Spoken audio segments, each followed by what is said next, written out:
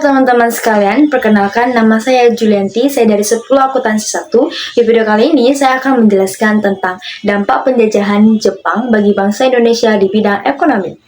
Nah teman-teman, jadi dampak penjajahan Jepang bagi bangsa Indonesia di bidang ekonomi itu adalah kerusakan ekonomi dan kemiskinan. Adapun dampak lainnya seperti kekurangan pangan, kekurangan sandang, daya tahan tubuh menurun, dan gampang banget diserang oleh berbagai penyakit. Selain itu, ada pun beberapa kebijakan yang dilakukan oleh Jepang untuk mencapai tujuannya di bidang ekonomi. Itu sebagai berikut. Yang pertama, mengurangi areal tanaman perkebunan yang dianggap kurang bermanfaat.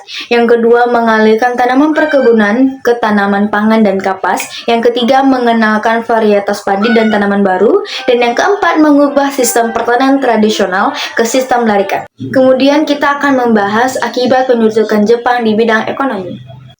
Jepang membutuhkan biaya perang Pasifik. Untuk itu, Jepang mengerahkan semua tenaga kerja dari Indonesia. Tenaga kerja dari Indonesia dikerahkan untuk membuat benteng-benteng pertahanan. Akibat inilah, masyarakat dalam segi ekonomi sangat menyedihkan. Selain itu, ada pun akibat yang lainnya, ya seperti pembentukan barisan Romusha dengan panitia pengarahan di setiap daerah, kemudian pengarahan tenaga kerja dari yang sukarela menjadi paksaan. Terus yang ketiga, bahan makanan sulit didapatkan karena banyak petani yang menjadi Romusha.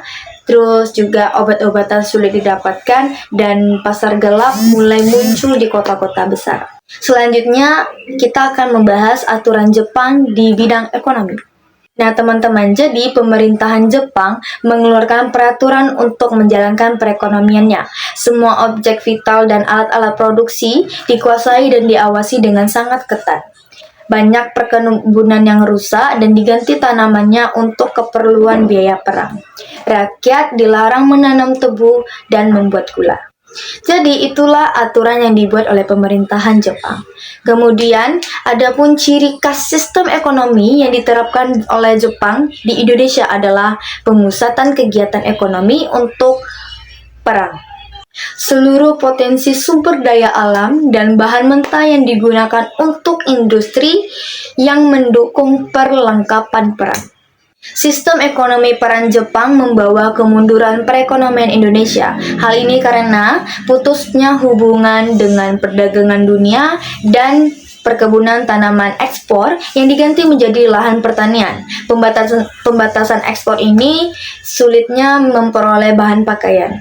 Kemiskinan terjadi karena eksploitasi yang dilakukan oleh pemerintahan Jepang terhadap sumber daya alam Indonesia dan sumber daya manusia, yaitu melalui Romusha.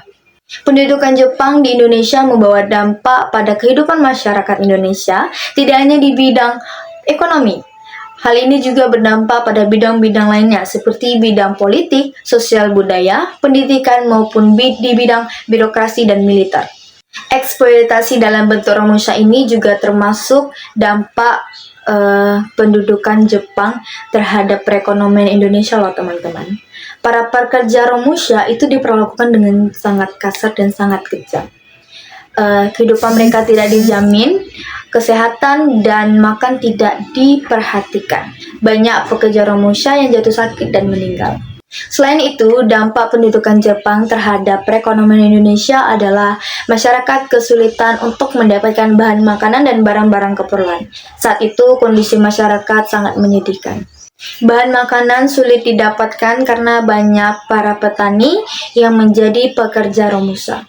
Jepang menjajah Indonesia selama 3,5 tahun, yaitu dari tahun 1942 hingga 1945. Jepang menjajah Indonesia selama Perang Dunia Kedua. Jepang mengambil alih kekuasaan Indonesia setelah Belanda meninggalkan Indonesia karena kalah dalam Perang Dunia Kedua. Dan juga Jepang menerapkan kebijakan yang kejam kepada rakyat Indonesia, yaitu kerja paksa atau Romusha. Jepang juga membangun organisasi militer dan memaksa rakyat untuk ikut ke dalamnya. Baiklah teman-teman, jadi kesimpulan atau inti dari pembahasan kita ini adalah Jepang menjajah Indonesia itu karena untuk mendapatkan cadangan logistik dan bahan industri untuk menghadapi Perang Pasifik. Nah, jadi itulah inti yang sebenarnya kenapa Jepang menjajah Indonesia. Oke teman-teman, saya akhiri pembahasan kita pada video kali ini. Semoga pembahasan ini bermanfaat buat teman-teman sekalian dan teman-teman juga jadi tahu ternyata Jepang selama menjajah di Indonesia tuh begini. Mohon maaf jika ada kesalahan kata di dalam video ini atau salah pengucapan juga. Saya Julianti izin pamit. Sampai jumpa.